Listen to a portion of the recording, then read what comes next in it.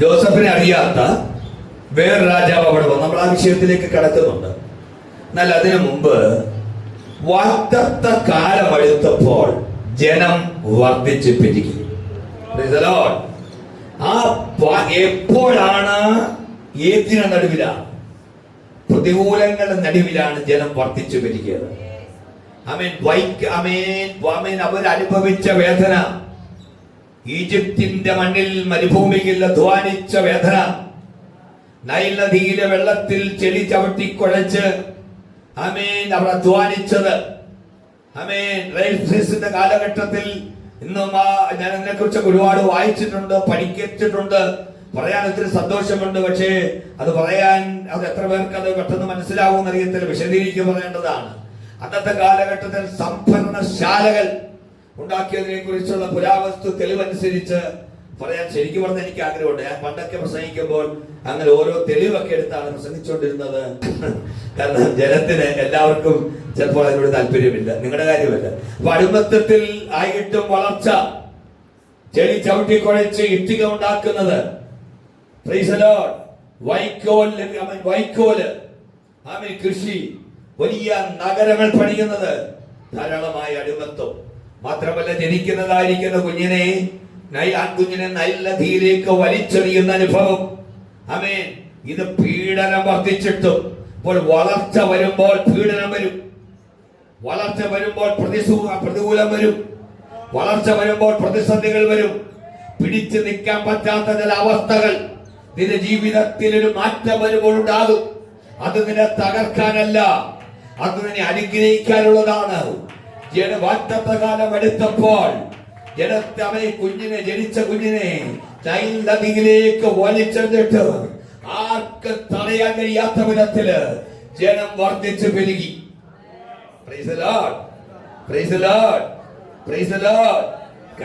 ദൈവത്തിന് സ്തോത്രം ചെയ്താട്ടെ.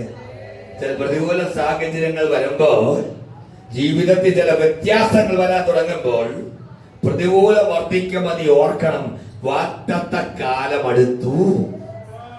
നിങ്ങൾ നമ്മുടെ ജീവിതത്തിൽ ആത്മീയ വളർച്ചയാണ് അനുഗ്രഹത്തിന്റെ തുടക്കം. ആത്മീയ വളർച്ചയില്ലാതെ ലഭിക്കുന്നതൊന്നും അനുഗ്രഹമാണെന്ന് വിശ്വസിക്കുന്നില്ല ഞാൻ. അതെല്ലാവർക്കും കിട്ടുന്നതാണ്, ലോകത്തിൽ എല്ലാവർക്കും കിട്ടും. പക്ഷെ ആത്മീയമായിട്ടുള്ള ഒരു വളർച്ച ഒരു അനുഗ്രഹത്തിന്റെ തുടക്കമാണ്. വാഗ്ദത്ത കാലം അടുക്കുമ്പോൾ എതിർപ്പ് കൂടുമെന്നുള്ള കാര്യം മറക്കരുത്.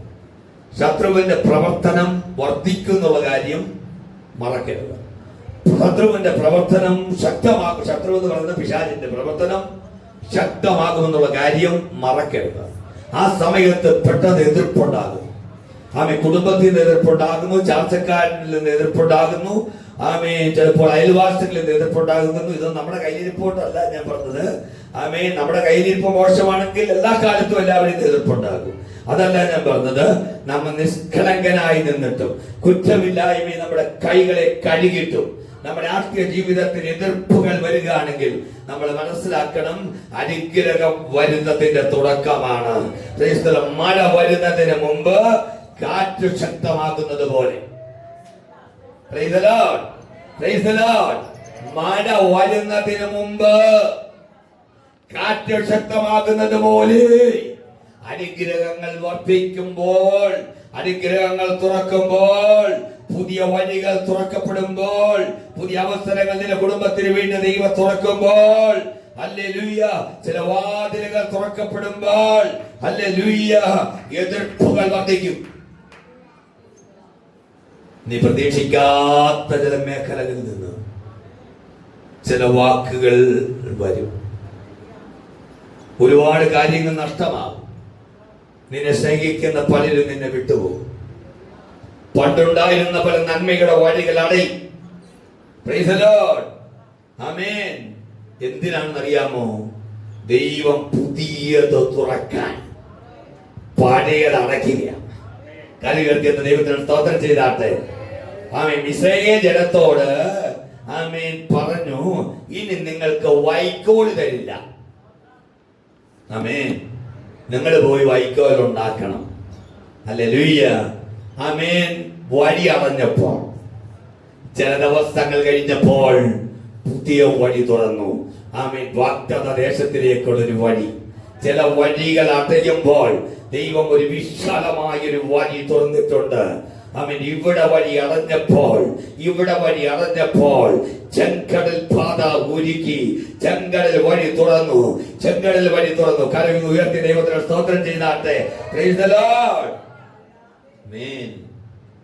ഒരു പുതിയ വാതിൽ തുറക്കാൻ പഴയ വാതിൽ ദൈവം ഒരുപക്ഷെ അടയ്ക്കും.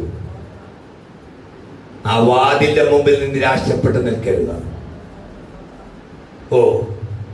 അഗസ്ത്യോസ് ഡാമിന്റെ വാതിൽ പടിയിൽ ഒരുവൻ ഇരിപ്പുണ്ടായി, മോർദെഖായി.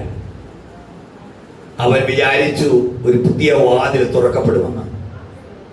രാജാവിനെ കൊല്ലാൻ വേണ്ടി ചില ആളുകൾ പദ്ധതി ഒരുക്കിയപ്പോൾ തക്ക സമയത്ത് അതിന് മുന്നറിയിപ്പ് കൊടുത്ത് ഗൂഢാലോചന പൊളിച്ചപ്പോൾ അവൻ വിചാരിച്ചു എനിക്ക് വേണ്ടി ഒരു പുതിയ വാതിൽ തുറക്കപ്പെടുമെന്ന്. പക്ഷെ അവൻ അടഞ്ഞ വാതിലിന്റെ വാതിൽക്കൽ ഇരിക്കുകയാണ്. പക്ഷേ ഹാമാൻ അവനെതിരായി എഴുന്നേറ്റപ്പോൾ അവൻ ഉള്ള വഴി കൂടെ അടയുകയാണ്. അവന്റെ വഴി കഴുകുമരത്തിലേക്ക് ഹാമാൻ ഉയർത്തിയ വലിയ കഴുകുമരം അവനെ കാത്തിരിക്കുകയാണ്. അവിടേക്കുള്ള വാതിൽ തുറക്കപ്പെട്ടത് ഒരേ ഒരു വ്യക്തിക്ക് വേണ്ടി മാത്രമാണ്. മോർദെഖായി എന്ന വ്യക്തിക്ക് വേണ്ടി മാത്രമാണ് കഴുകുമരത്തിലേക്കുള്ള വാതിൽ തുറന്നത്. Praise the Lord.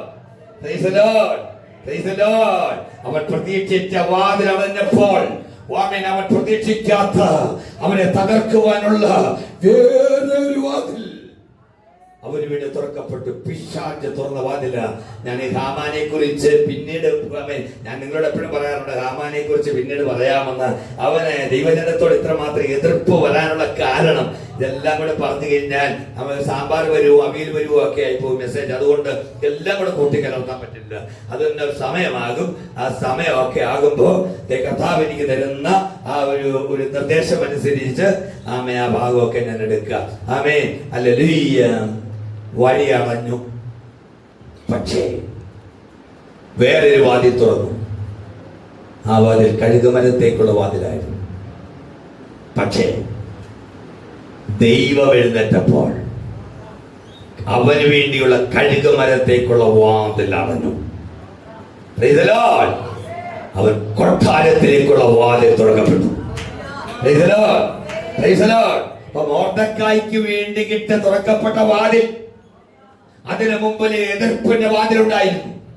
അവന്റെ ജീവൻ നഷ്ടപ്പെട്ടു പോകുമെന്ന് വിചാരിച്ച ചില മേഖലകളിലൂടെ അവൻ മുന്നോട്ട് പോയപ്പോൾ അവൻ മാത്രമല്ല, അവന്റെ ജനം മുഴുവനും അവന്റെ കുടുംബം മുഴുവന് ഒരു നാശത്തിന്റെ വഴിയിലൂടെ പോകുമെന്ന് വിചാരിച്ച് പിശാച് പാതകൾ തുറന്നിട്ടപ്പോൾ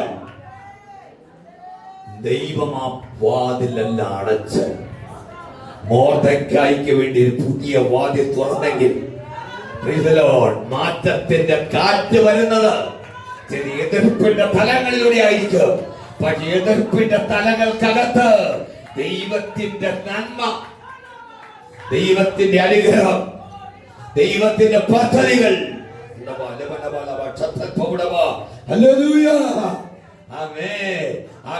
കാറ്റിനകത്തുണ്ട്. കാരണം ദൈവം കാറ്റിലൂടെ സഞ്ചരിക്കുന്നവനാണ്. ദൈവ കാറ്റിനെ തന്റെ ശുശ്രൂഷകന്മാരാക്കുന്ന ദൈവമാണ്.